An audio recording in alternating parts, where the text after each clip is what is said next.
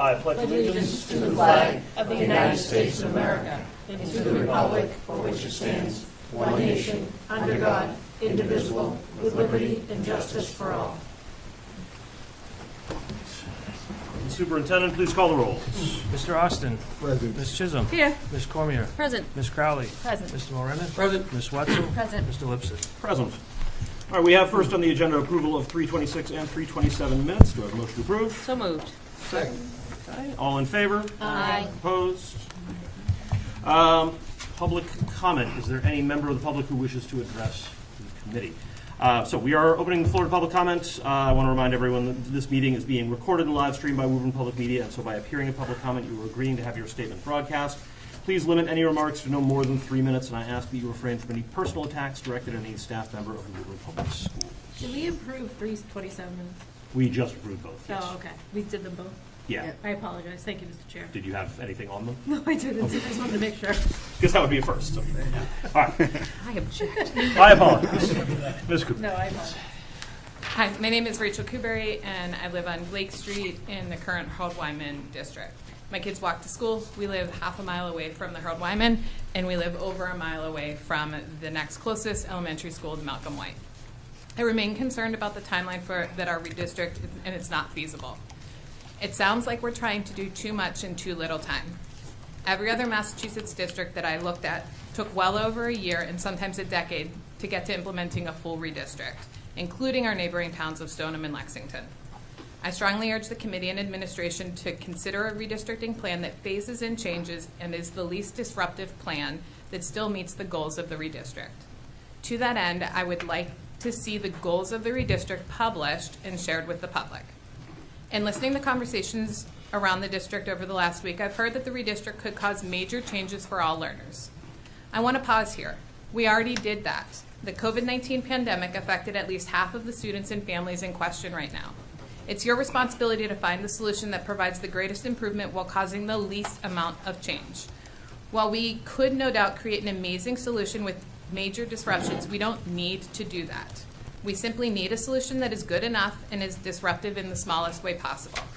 To get to a greater end, however, we could phase in the redistrict, as many of the surrounding towns have done. Now to speak more specifically about the Harold-Wyman, my current school.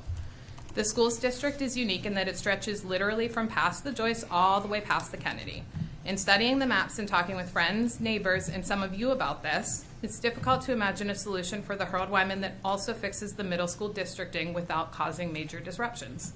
While I have supported an elementary redistrict that fixes the middle school districting, I'm realizing that that might not be possible, and I'm okay with that. Fixing the middle school lines was not a top priority in the previous redistricting discussions. Therefore, I caution against including this as a main priority now, given the abridged timeline that we face. Finally, I ask the committee to create and share priorities or criteria that they will use to evaluate the proposed new district maps.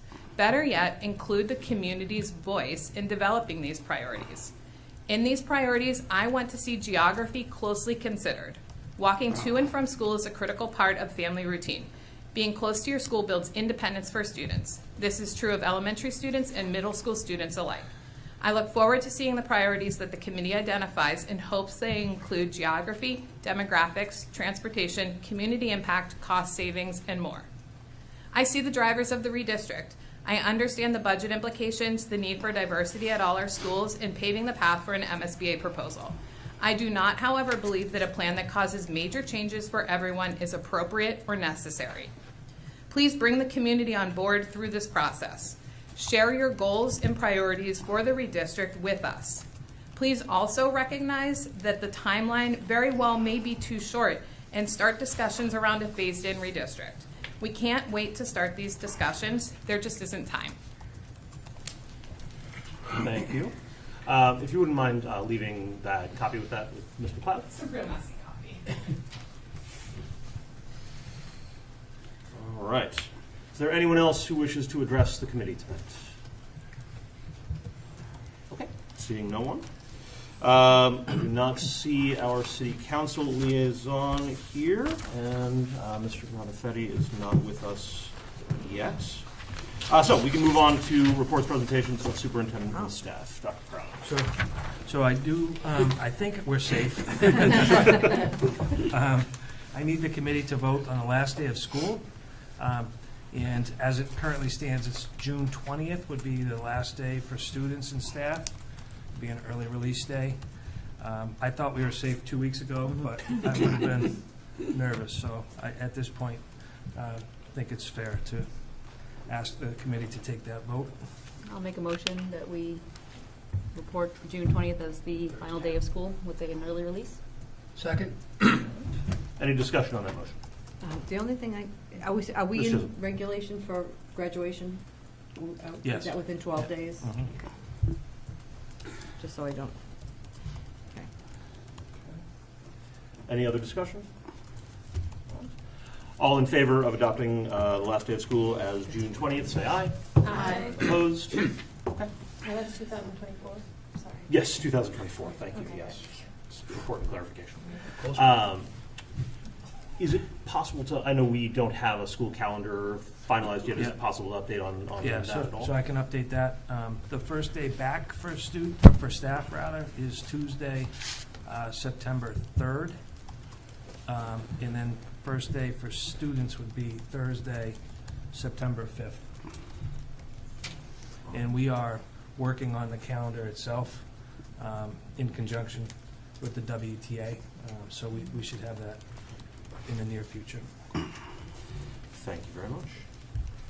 Just, Yes, Ms. Ms. Chisholm. I think that's 14 days. I just want to double check to make sure we may have to apply for a waiver for the graduation. Because I think it's 14 days and I Okay, think let me- 12 is. I'll just so we can- I'll follow up with Thanks. you and Desi. Yeah, thank you. Counting Juneteenth. Oh, yes.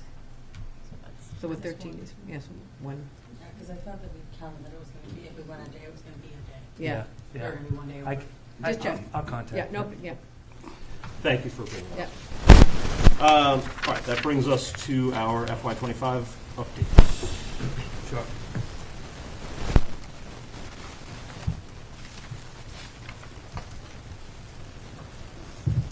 So a lot of this will look familiar to you, and then we'll provide some updates as we get through the presentation. But for the benefit of people that haven't seen this, we're obviously in the midst of the FY25 budget. And we've had multiple meetings with the Finance Subcommittee meeting. Ms. Chisholm will report out some of that today. We've also had many conversations with Mayor Concanon, City Auditor Doherty, and members of my leadership team to try to figure out how to work collaboratively with the city. One of the things that I want to say is, you know, I recognize that we're part of the city, but I also recognize that, you know, our job is to advocate for the schools, and we're doing our best to do that, and try to do that in a way that is collaborative, but also that, you know, we're clearly the most important department in the city. So, Nice. but our kids matter, and so. That being said, our budget is aligned to our strategic plan, as we've talked through. As we talked about at the last meeting, we passed the budget last year at $78.9 million, and then we've added $1.1 million onto the salaries because of various factors, including what I would call the churn in Woburn. The numbers here change every day, and since our last meeting, we've added 13 new kids. And so, like, I looked it up this morning to be able to tell you that.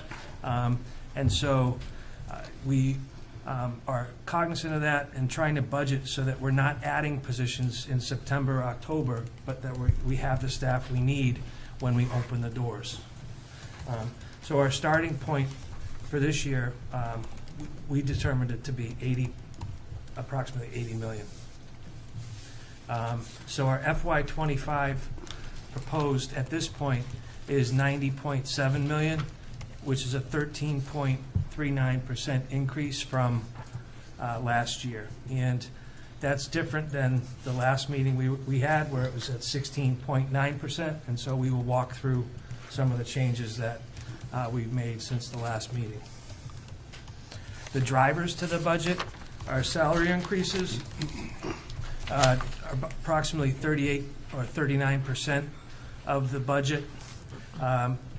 We'd like to add 16 FTEs to the budget. The ESSER money goes away, and so that's 1.7 million. Our special ed line items continue to increase, the ESY program, out of district, those types of needs for our kids. Special ed transportation has gone up. It's approximately a $4 million line item. Electricity has gone up. That's a $2 million line item. So, I mean, we pay electrical bills at home. The costs have escalated. There's some curricular line items. The homeless transportation has gone up. The number of students that require homeless transportation is higher than it's ever been, and the cost is skyrocketed as well. So, and those are variable costs that we plan, and then we're legally bound by McKinney-Vento to provide transportation. So we do. And again, we're trying to budget for FY25 appropriately and not underfund, and then have to come back and say we didn't properly fund this line item because we were trying to meet a percent. Our challenges, again, this number changed. Like I just said, it's 40. We have 4,526 students, so that's up since the last meeting from 4,513, and the EL number went from 14.6 to 14.8 since the last meeting. So things are happening in real time in the city of Woburn, and we talked about it last year. Again, we plan, and then people are moving in and moving out at all times. So it's a tribute to our staff who are with the kids every day, the administrative assistants who are keeping track of the students coming and going, and it's a team effort, but it's a challenge. And so I want to make sure that we are saying that publicly. This is not the Woburn of even 5 or 6, 7 years ago. Things are not stagnant. They are changing every day. Our high needs students, this is a new slide. In 2020, we had 45.4% of students who are high needs, and this is composed of economically disadvantaged, our EL, ML student population, and our special ed population. That those merge together create our high needs population.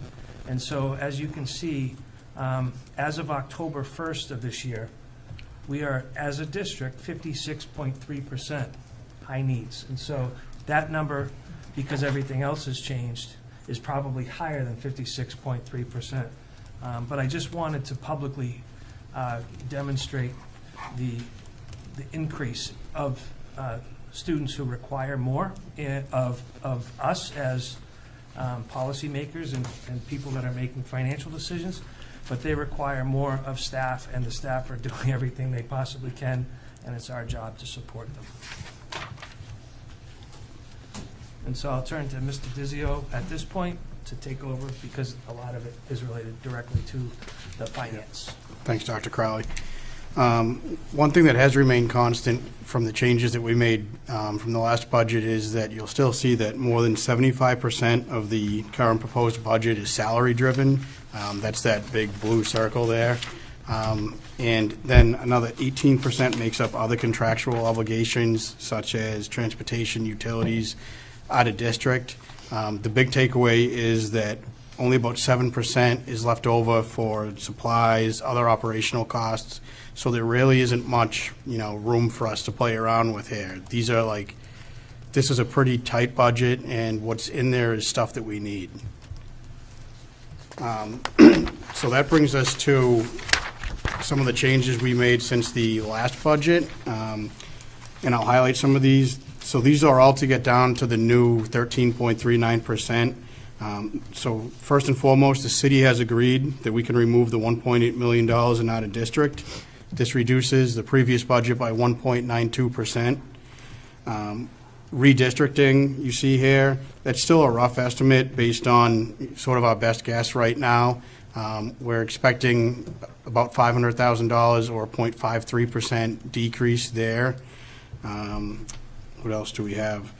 We also saw a reduction in what we expect for out-of-district tuitions by about 0.27% or $250,000. One other area that we looked at is we have a few vacancies that we were able to reduce from a Master's 5 to a Master's 3. This is without having to do anything further with the budget, but it did reduce it by 0.19%. One other area that we looked into was positions that we could move into grant-funded positions. And by doing this, we were able to reduce the budget by another 0.3%. I can provide some context on some of these. Yep. The assistant principal is the Reeves assistant principal. Last year, that position was in the preschool revolving account.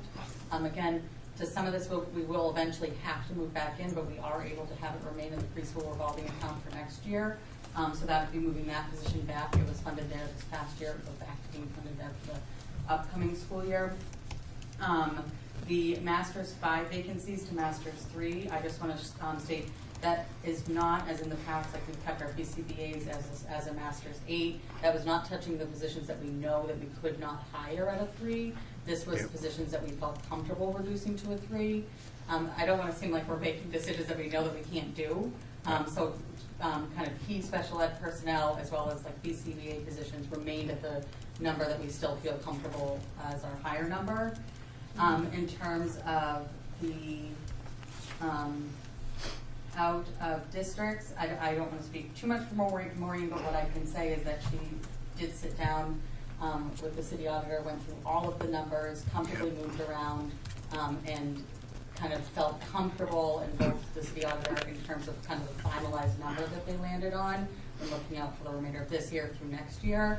And so this number was what she felt comfortable in the budget as. Also, it was looking at what had come in through circuit breaker for this year. They ended up having additional savings this year that they had not anticipated getting. And so she was able to make kind of this final adjustment in number as well as an agreement on the city side with that number.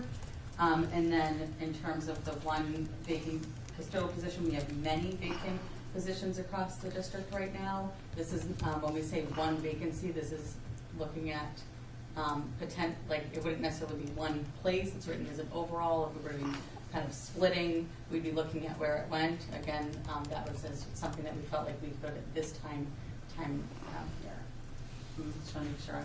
And the building subs in the budget, there were two, or the budget request, there were two building subs. And at 22,000, I think was the number. And so we took them out. They were at the Goodyear and the Malcolm White.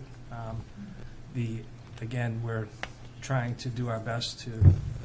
I think what we talked about with those two is that those are, certainly again, we go into some of our buildings at a time where we do extended daily subs, where we work with Jean to assign someone there for like a few weeks at a time as we need to. This was kind of looking at the buildings that we do that more frequently in and just kind of having the position there.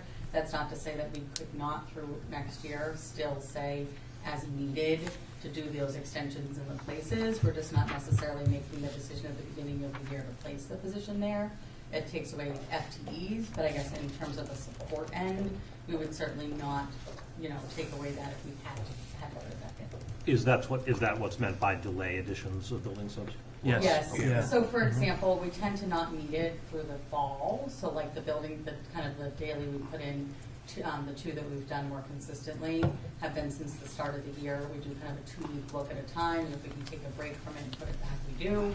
And so we would just kind of go back to that practice, which would be in the substitute line. So it's not to say we would take away, but we would just be a little bit more purposeful and take it away as an FTE add. And then the two ML coaches, this would be going into what we could do in terms of for carryover that we have in one grant. I say that just as in this would absolutely be a hold. This would be a 1 year. We would have to pull this into the budget in a year's time. Again, I just want to be honest. The newly arrived grant is what Courtney's referencing. That goes away. Yes. We are able to roll some of it forward Yes. for FY25. And those would be two positions that we feel comfortable going into that, because they would need it. But we would have to, in next Yeah. year's budget, either find a grant for them to go into from here, or find them into the budget, because they would have to stay. So, Thank you. My meeting done. no notes from Pat. Yeah. Just skip it.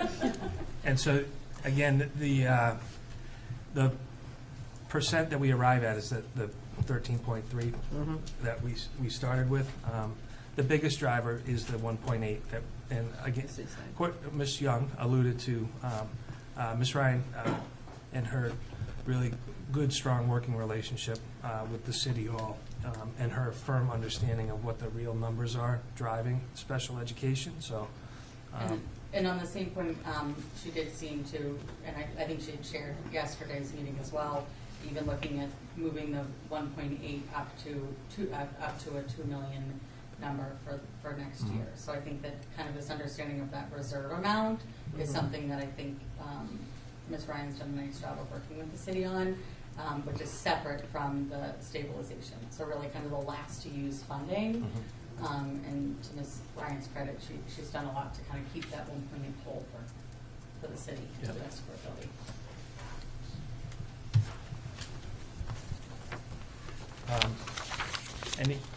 Any question? I mean, Ms. Cormier. I don't know if you said which grant the Reeves assistant principal would be coming out of now? So it's a preschool revolving. Yeah, so that's, which in the preschool's fully housed, pretty much fully housed at the Reeves. And so we fund a few things related to the preschool that's there. I don't want to speak on. So it was a grant? It's Before, not a- or no? I nope. thought you mentioned grant. I don't know why. We've mentioned the grant for the 2 ML coaches. Yeah, okay. No, so the assistant principal this past year was in the preschool revolving account, Yeah. and it will go back to the Continue. preschool revolving account. We can't, again, some of these things, we cannot do them forever. We are comfortably able to move it back for next school year, for sure. We felt comfortable making that decision the other day. But, to some extent, there are a few band-aids. Excellent, thank you. Mr. Moran. Thank you, Mr. Chairman. I could, obviously, Ms. Ryan's not here to stand up and take a bow, but the 1.8, possibly to the 2 million. And again, the out of district tuitions, the 27.27. Again, we've all heard each time, every presentation, how it goes up and down and back and forth. So it sounds as though, she's done enough with the buffer to keep that somewhat stable. Obviously, it's a moving target year in and year out, spring, summer, and fall for her department. So I'm very, very happy to see the city taking over in that, working with Ms. Ryan as to the tuitions and what's going on there. Same thing, again, along with Ms. Cormier's point about the assistant principal. We just hired this individual, so what happens with their contract when the money runs out? Are we going to... no, No, yeah, it's fine. There's no liability. it's a low Yeah. low risk, but it's Yeah. exactly where we paid it out this previous Yeah. year. Okay, so it's And just the we- money's coming from a grant No, rather than the it's budget. a revolving fund. Revolving. Revolving Yeah. fund, all right. Yeah. And again, Which we continue to put funding into. Again, I don't want to speak for there's other things that go into that account. You could seemingly support that position there beyond if we had to. It's not ideal, but we feel comfortable using it. And one final comment or question, I guess, the vacant custodian spot, so that's, So, will get reduced by us to save 60? we have multiple people retiring, custodial vacancies. The elementary schools were the ones that brought this up as potentially sharing a custodian if they needed to. So there's a cost savings there of $60,000. And just as someone that was actively involved with the custodian's contract, I hope, they too will be apprised of what's going on in that category as well, so we don't have any troubles with, the union, so. Otherwise, building subs, you gotta do what you gotta do, I guess.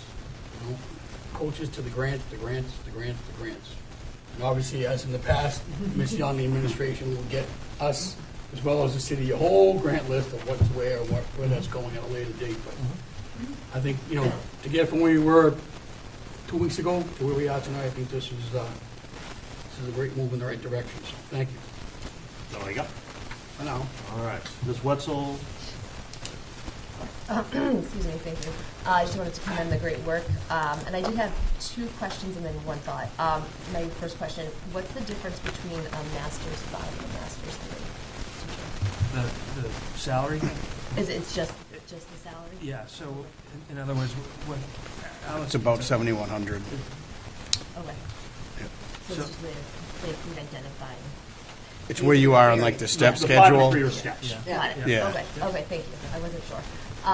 And then my other question, the building subs, not having to dedicate it, does it cost more for us to hire a sub in for a day than to have a dedicated sub? Is there a price difference or it's the same? No, it's the same. The way we costed it out was at the daily rate, so.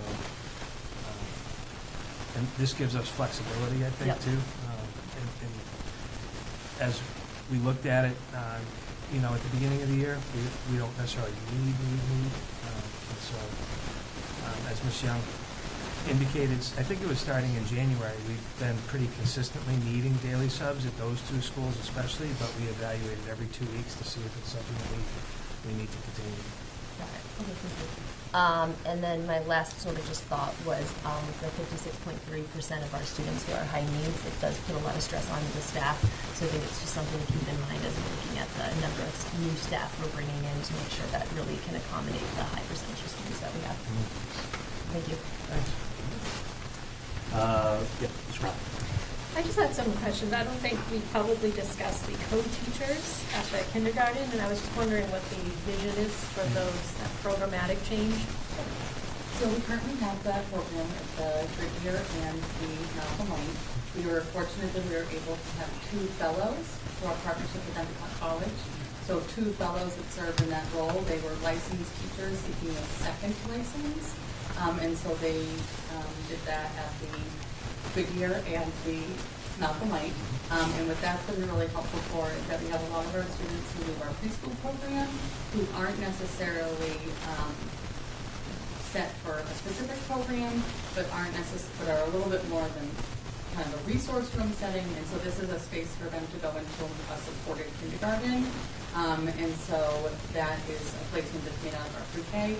And because we are not able to, as we know that it's difficult to get fellows, and right now we are not able to get 2 fellows for next year, so we're moving those positions into the budget for teachers. And we hope that the fellows who have done with us will maintain in place of choose for the position. I just find it really important to highlight because maybe learners that are on the edge could end up with a special ed eligibility or referral, but now they're able to stay in full inclusion, possibly. But that seems to be the goal. And we I find place it from all elementary schools, so we place from all elementary schools. So it's not just the Malcolm White. Who should have been or assigned to Goodyear. one of the other elementary schools, but came out of the preschool, and we felt like it needed a supportive year in the co-top room. They get assigned as one of the co-top rooms. This is really cool. I really appreciate that update because it's just something that I wasn't updated on or wasn't fully aware of. I'm sure we've heard it before, but this is exciting and I'm happy to fund it. Yeah. That's really good for our learners. I'm sorry, I forgot to ask. Are they SPED certified, the co-teachers? Yeah, so that is that's their licensure. Oh, So it's okay. a co-taught special ed gender education class. I'm getting all excited. Yeah, it's very cool. That is awesome. Thank you. Any more questions at this point? Okay. So the last slide is just some points of deliberation potentially for the committee. I labeled other considerations. We brought this up at the last meeting. I didn't want to go through all of those slides necessarily, but the things that we didn't talk about were user fees, transportation, early retirement, and I'll save redistricting, but I don't know if, Alex, if you want to mention anything more than that, or... The only thing I would say is that as Dr. Crowley's probably mentioned before, the city is open to potentially covering this one-time expense on early retirement. And for both early retirement and redistricting, they kind of go hand in hand with the budget cycle, so it's almost like we have three paths converging on each other. And, those numbers will kind of make more sense as we move along the process. Thank you, Mr. Chairman. Mr. Vizio, where are we with current numbers tonight for early retirement as to, reading them, this information later? We have concrete Yeah. numbers tonight or not? I do not know. So from the last meeting, I believe there were 17 people that have indicated that they were going to retire next year or the year after. Yeah. And so Yeah, that was the range, that slide. We don't know how many people would opt into early retirement, and so we have to have, as Mr. Vizio alluded to, the city is willing to support this initiative. But it's another conversation that we need to also have with the WTA and Sure. other union in the city, so. And the committee would be. Yeah. And there would likely be other people in addition to the 17 that came out, so. Yeah, that's kind of what my hope was. Yeah. If we can get 17 more on top of that 17, and, Right. a little cost savings there, but I appreciate it. Thank you. Any additional questions? On the early retirement, have we spoken to the union as far as like extending the dates, or are we going to wait for the redistricting plan? So I'm in the process of trying to set up a meeting with the Okay. WTA leadership on this. Just because I'd like people to have some idea and some time to think about it, but at the same time, we have to know what we're going to offer them. Right. So, kind of like a, Agreed. yeah. Okay. Any additional questions on this? Just that my thoughts on transportation fees, I mean, obviously, probably no, but I think when we look at redistricting and transportation connected to that, we might get a better picture of looking at transportation. Yeah.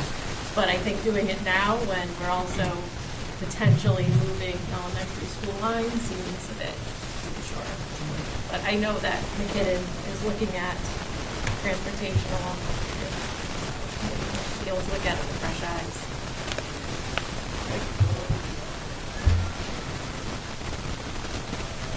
All right.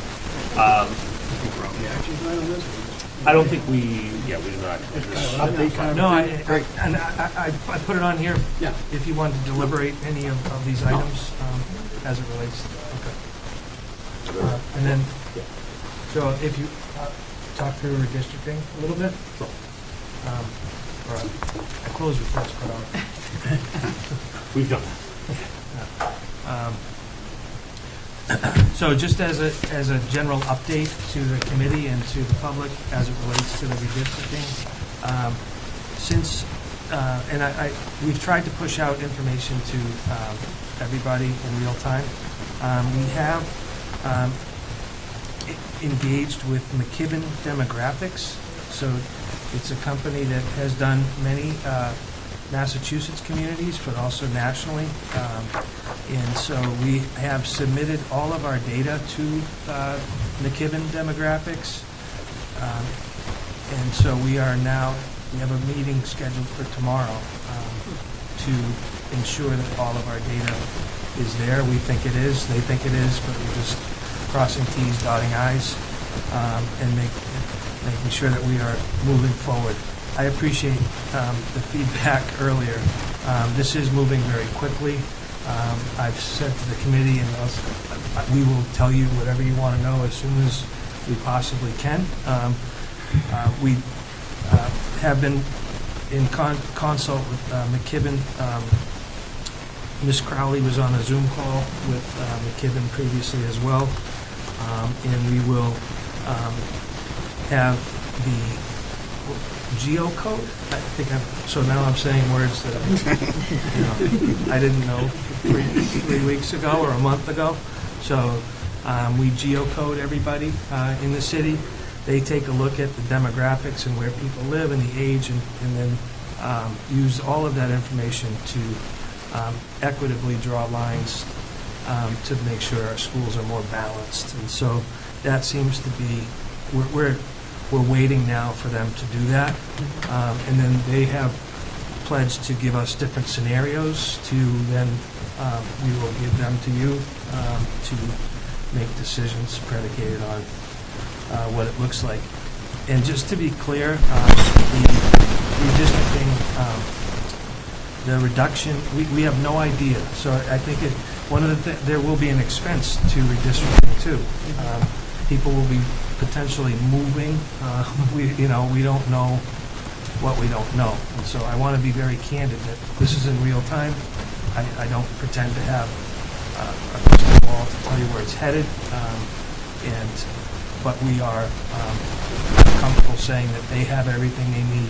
They've said that they can deliver on these timelines, and I anticipate that to be the case.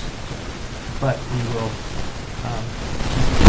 if they say they can't for some reason, we also know that we need a plan B. We heard that at the previous meeting. Any questions on the redistricting? We were all at the, or many of us at the update from the Resources Subcommittee where a lot of this was discussed as well. Ms. Watson? Yes, I did. I just had a quick question on McKinnon, the parameters that we sent to them. Was that just, could you just elaborate a little bit more on maybe like what those parameters were that we sent over? Sure. So they basically we gave them our school capacities and with the number of rooms that we have at every building, and some special ed programming that we have at different buildings. We sent them our class contractual size, and then we sent them our student information.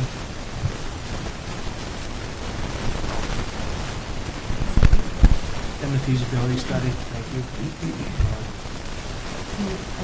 I had one more thought too.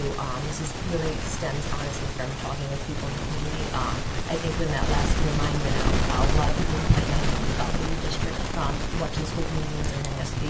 So I think that was really helpful that we sent out. I actually saw it attached to the Reeves S'mores newsletter, which was really great too. So I think it also helped reach a lot more people that way. But one of the questions I had around that was, and people have asked me, like, why are we doing it? So I think it's apparent to me, I know because I've been in all these discussions, like we're doing it because we don't want to lose a library, we're doing it because principals need space, we're doing it because there's students in hallways, right? I think it would be helpful if we could maybe make a one-page or something about the reason why we're doing it, so that way we can send that to the community so then they can have that on a piece of paper. Like, okay, now I understand, and I think it might help with the communication and the interpretation of what's going on versus people just talking. Sure. Yeah. And to the point, Rich, public comment that will allow us to talk about the goals. Yes, yeah, exactly. But it could also help us make sure we're staying on track too, because we have to some of the goals that we don't want. Anything further on the distribution? And this may be premature, but when you said that you sent the contractual class sizes, is there a class size that they're shooting for, leaving, a buffer for obviously new kids that come in? So they, at the elementary level, it's 25 kindergarten, 26 1 through 5. According to the contract? Contractually. Okay. They shoot for 90% capacity, just to allow for some flexibility. Okay, thank you.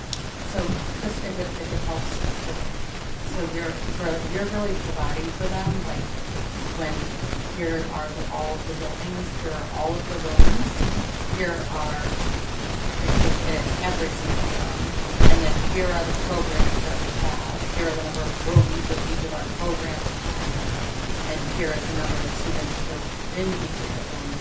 And so I say that because really they're not, like we look at a school and think of them in one way, they're really looking at an entire district. Here are the buildings, and here are all the ways that you could build them, right? And that's really kind of like why it's helpful, and it's hard for us to imagine them in a way that we don't think about them, but they're really looking at them as like, here is what exists in the district, and here are all the ways that it could well, and then you can give them like current lines, so that they know, earlier, what is kind of the least movement to the most movement. They really do kind of that whole scope. But the way that they've explained it to us is that when you go above 90% is when you end up not having enough room in the building. So just So they're not like buffering like classroom, or like we're thinking granular, like it's an entire building capacity. So just to sort of clarify, so they'll come back to us with a number of different options that may run the gamut from, if we're talking about this on the class size level, it may have some variance there, it may have some variance in terms of numbers of students who are moving, we may have a lot of variance in terms of all these things. And so we will be able to take a look at those and just to sort of make sure that that's clear for the public. And my understanding too is that you can then look at one and say, I like all of them but this. And if I wanted to make it have only this part instead, you can do that. Okay. We will take that up. All right. I'm sorry, Mr. Chair. Yeah, Ms. Crowell, go ahead. My notes had reflected it was between 80 and 90. Did we? For capacity? Yeah. It's 90%. Is it 90? Okay. Anything further on this role? Equipment, I guess, just curiosity-wise, obviously we talked about how the superintendent on geomap situations, we're looking at 90% capacity in the classrooms. I just didn't build in classrooms. I'm just trying to refresh my memory from Ms.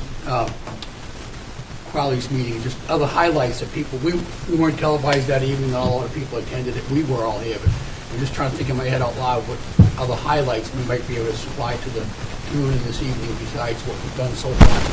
Redistricting is a big step. We got a little bit up there, 90%, the geoscoping, the busing, unknowns, kind of the unknown still, but it's just kind of like what we're working with them. And you say you're meeting with them again tomorrow? Okay, so you'll have more, some of the concerns people have brought out. I'm just trying to remember, meeting what, like highlights that we were impressed with. Well, I think the main thing was that the superintendent had made the first step in following our code, which was to find a consultant, and then we allowed them to use public funds to hire them and look to see what redistricting would look like, to present us scenarios. And that was really part of the update, with a reminder that this is really about student safety in the buildings, because the buildings, 3 buildings are really overpacked, and there may not be room next year, or there will not in certain buildings. So with that in the backdrop, we're trying to do it as professionally and long-term as possible. This isn't like panic time, quick, let's move children into buildings. It's about getting a solution that is sustainable for 10 years. That was the heart of the update. Okay, thank you. Anything? And those are the We're being efficient. Yeah. We've covered half. That's good.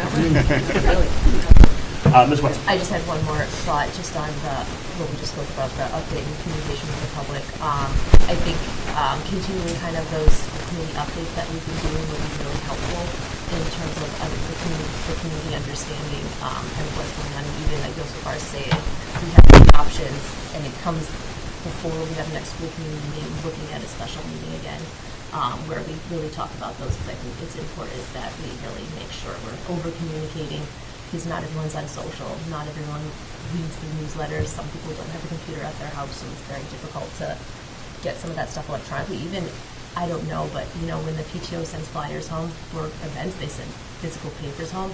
I'm a big believer in electronics only because it saves trees, but not everybody wants to read that way, so I don't know if that's something we want to think about. But that's sort of one last thought I had, just the communication piece, and how we're going to really communicate with the public, also communicate with the public, like sort of the timeline we have. And I know it's all kind of evolving, but I think just keeping everyone updated as much as we can is really important. I appreciate that feedback. And so, yeah, I'll take a look at ways that we can communicate this in a sort of an ongoing way that doesn't get in the way of the work, but allows us to keep things moving. Thank you. Anything additional? Okay.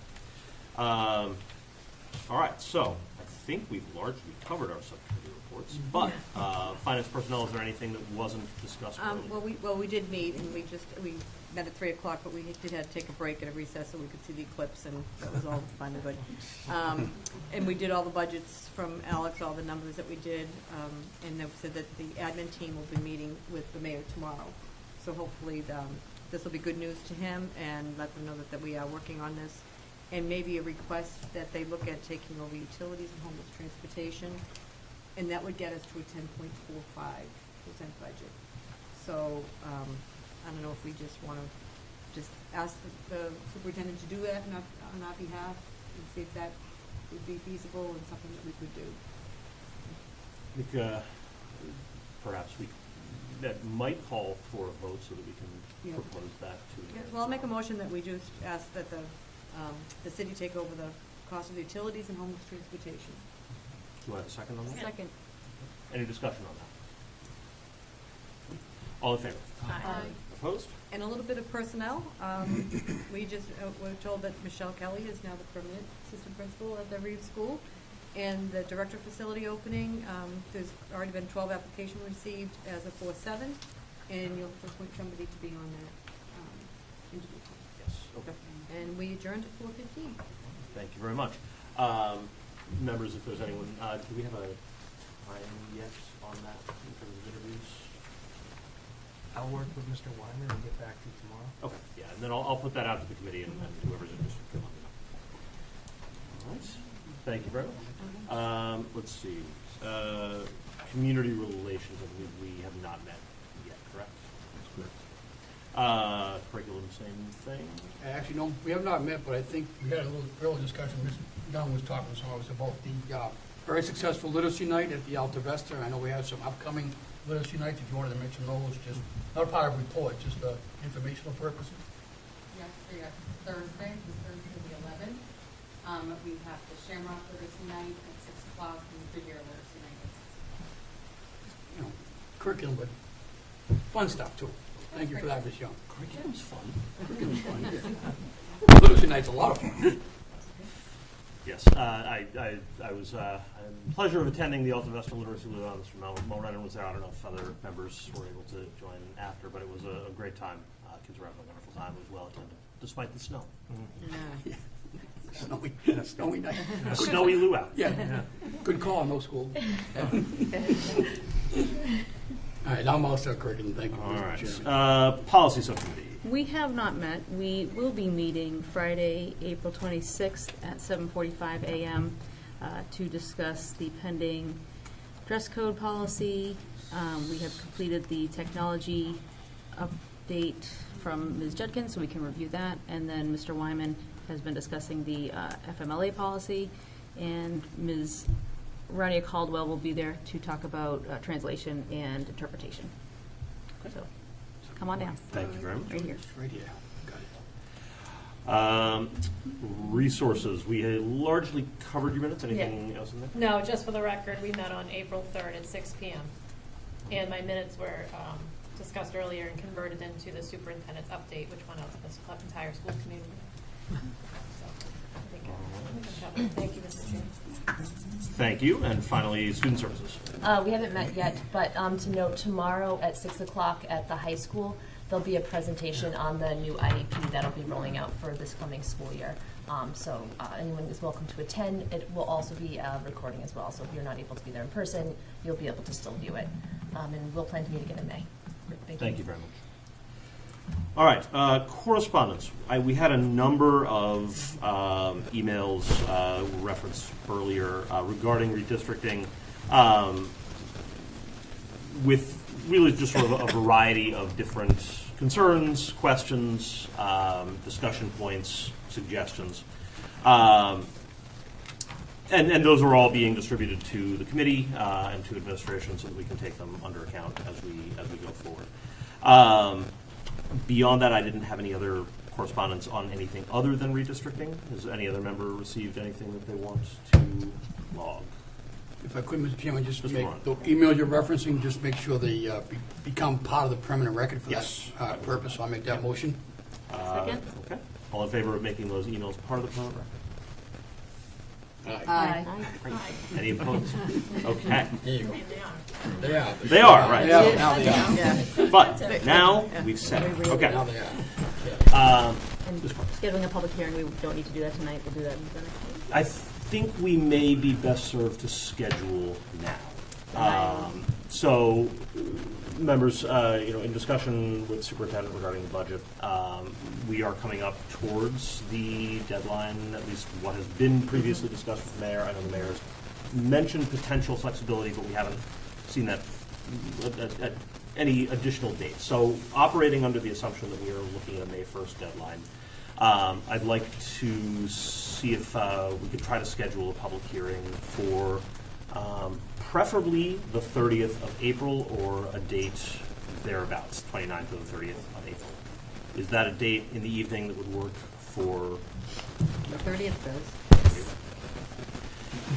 That would allow us to vote on a budget to send to City Hall on the 24th, be able to post it publicly in time to hold a public hearing on the 30th and take it. CPAC meeting Yeah. the 30th, I believe. It is, I'm just gonna say that. Yeah. There is. That is true, unfortunately, but we have to take precedence on that. And so I think we will, unless there are objections, we can move forward with this. Not an objection so much as it would be as a chairman, obviously, upcoming meeting of the mayor, again, could be extended, perhaps, not, no other reason than, working with Mr. Giglio's office and all that's going on, perhaps. So, It's worth asking, but I mean, right now, I think the 30th would be fine with the following meeting, May 1, sorry. Yeah, May 1. But just, if you want to ask questions of the mayor, we can ask him that as well. and that's certainly something we can bring up at the meeting tomorrow, and should the mayor say, yes, we have some additional time, then we could certainly cancel the public hearing. Sure. But I think scheduling it now would give the public plenty of time to understand the process and give us a clear timeline moving forward. So I'll make a motion that we schedule the public hearing on the budget for Tuesday, April 30th,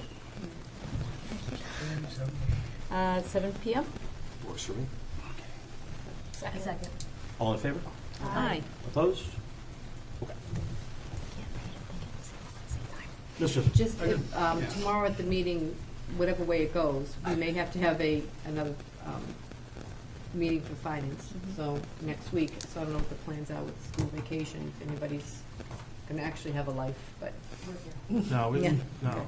In the office. He can let us know, but we also have that the week of the 22nd too, if we need Yeah. to delay it that 16 much. and 17. Yeah. All right. I will not be present, but I can certainly call in. So, Well, 6. Ms. Chisholm, I'll let you know Okay, thanks. after the meeting Yep. tomorrow. All three of us are. Okay.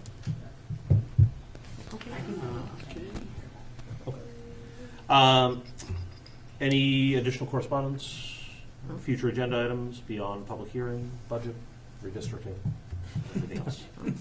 No. Okay. All the fun stuff. Then I will accept a. Motion to Oh, adjourn. sorry, No, Mrs. wait, Chisholm. I Go would ahead. just like to say for the junior kids at the high school, please have a safe prom this Friday night. Yeah. Yes. I just, want to wish them all a great time, but just please be safe.